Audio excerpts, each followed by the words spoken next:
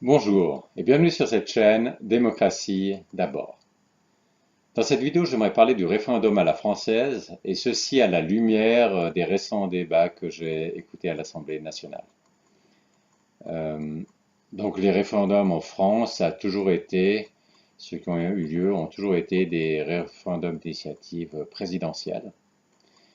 Et c'est donc pas un droit populaire, c'est un référendum non pas d'initiative citoyenne, mais d'initiative présidentielle. Et ça, c'est ma principale critique contre ce référendum.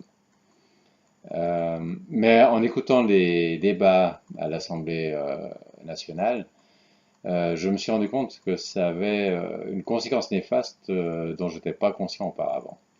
C'est la suivante. Euh, Lorsqu'on parle de référendum d'initiative présidentielle, se pose la question de l'équilibre des pouvoirs entre l'exécutif et le législatif, puisque ce référendum d'initiative présidentielle permet au président de passer par-dessus le Parlement et de consulter directement le peuple. Donc ça renforce le pouvoir du président vis-à-vis du Parlement. Et donc là, il y a de façon légitime une question d'équilibre entre ces deux pouvoirs. Et le problème, c'est que cette discussion d'équilibre qui est légitime lorsqu'on parle de référendum d'initiative présidentielle euh, n'est par contre pas légitime lorsqu'on parle de référendum d'initiative citoyenne, parce qu'à ce moment-là, il n'y a pas d'équilibre à rechercher entre les pouvoirs des citoyens et ceux du Parlement. Et finalement, dans une démocratie, c'est le peuple qui a la souveraineté, c'est le peuple qui a la légitimité, qui devrait avoir le pouvoir. Il n'a matériellement pas le temps de prendre lui-même toutes les décisions, donc il va confier certains pouvoirs à des élus. Mais il n'y a pas d'équilibre à trouver là, c'est le peuple lui-même dans une démocratie qui décide quels sont les pouvoirs qu'il conserve pour lui-même, puis lesquels il délègue à des élus. Euh, mais ce qui se passe en France, c'est que comme le, le référendum d'initiative présidentielle pose la question de l'équilibre des pouvoirs entre l'exécutif et le législatif, quelque part, cette question d'équilibre des pouvoirs contamine, elle subsiste lorsqu'on parle de référendum d'initiative citoyenne, alors qu'elle ne devrait pas subsister, mais quelque part, ça contamine cette autre discussion. Alors peut-être aussi euh, parce que certains ont envie qu'il y ait une certaine confusion sur ce sujet pour ne pas avoir à dire au peuple on ne veut pas vous donner un droit d'initiative citoyenne parce que vous êtes trop idiot, alors ils préfèrent parler d'équilibre. Non, c'est pas possible parce qu'il faut conserver les équilibres. Euh, donc il y a peut-être aussi une volonté, disons, de confusion. Euh, mais enfin, cette volonté de confusion, en tout cas si elle existe, elle est facilitée par le fait que le problème d'équilibre se pose effectivement dans le cadre d'un référendum d'initiative présidentielle. Voilà, donc après avoir écouté ces débats à l'Assemblée nationale, je suis encore plus critique face à ce référendum d'initiative présidentielle. Ceci dit, on peut se poser la question de savoir est-ce que il faudrait abolir le référendum d'initiative présidentielle.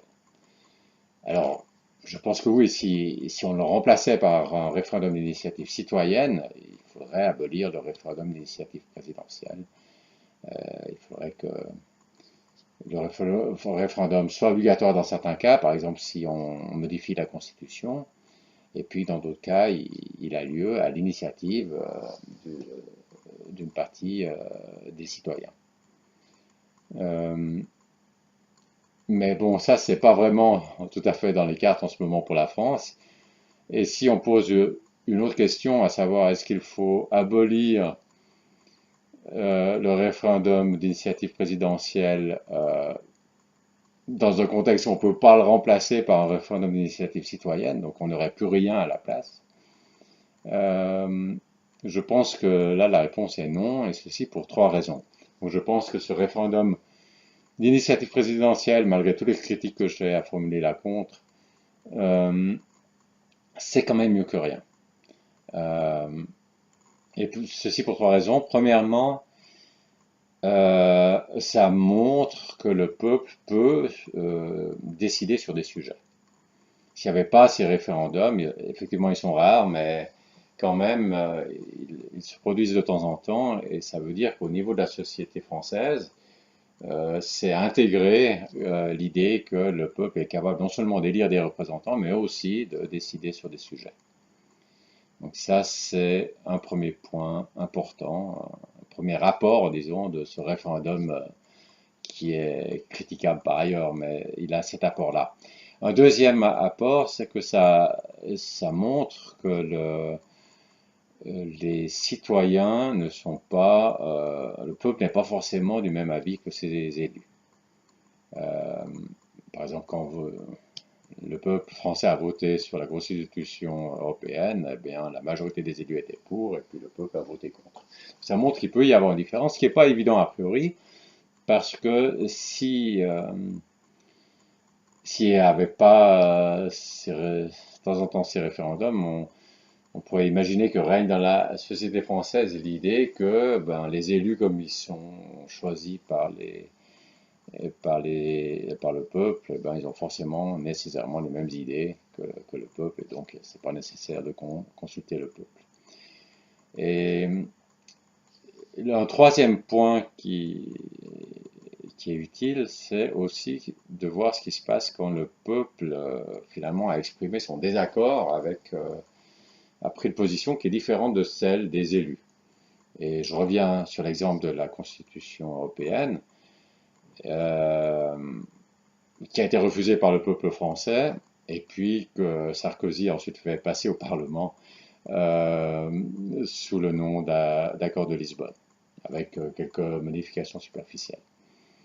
Euh, et là, ça montre bien à quel point la France est antidémocratique, puisque le, finalement les élus peuvent prendre une décision contraire à celle que venait de prendre le peuple. Et ça, tout en respectant, c'est pas un coup d'État, donc c'est tout en respectant la Constitution française, les lois françaises. Finalement, puisque c'est l'initiative, les référendums sont à l'initiative du président, le président peut très bien prendre l'initiative de faire voter quelque chose, et puis si le résultat de la votation ne lui convient pas, il peut très bien faire quelques modifications superficielles, changer le nom et faire voter ça au Parlement sans cette fois faire de référendum. Donc c'est tout à fait légal. Donc ça montre que à quel point le cadre juridique français est antidémocratique. Donc trois intérêts quand même de ce référendum d'initiative présidentielle, trois intérêts malgré les fortes critiques qu'on peut lui faire. Voilà, donc c'est important de critiquer ce référendum d'initiative présidentielle, mais il ne faut pas le snobber non plus. J'espère que ces réflexions vous ont intéressé et que je vous retrouverai pour une autre vidéo.